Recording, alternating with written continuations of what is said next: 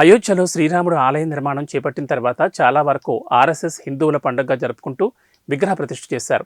ఈ సందర్భంగా దేశమంతటా జై శ్రీరామ్ అంటూ నినాదాలు చేశారు. అందులో భాగంగా కేశవరం గ్రామంలో భారీగా భక్తజనం జై శ్రీరామ్ జెండాల ఊరేగింపుతో రాములవారి గుడికి తరలివెళ్లారు. అనంతరం అన్నసంతర్పణ జరిపారు. అందరూ ఐకమత్యంతో వెలగాలని కోరుకుంటున్నామని తెలిపారు. ప్రతి ఒక్కరూ ఆరాధించాల్సిన సమయం వచ్చిందని, శ్రీరాముల వారి ఆశీస్సులు అందరికీ ఉంటాయని కోరారు. ఈ కార్యక్రమంలో రామభక్తులు, ఇతర మతస్థులు, అన్ని వర్గాల ప్రజలు ర్యాలీగా తరలివచ్చి పాల్గొన్నారు.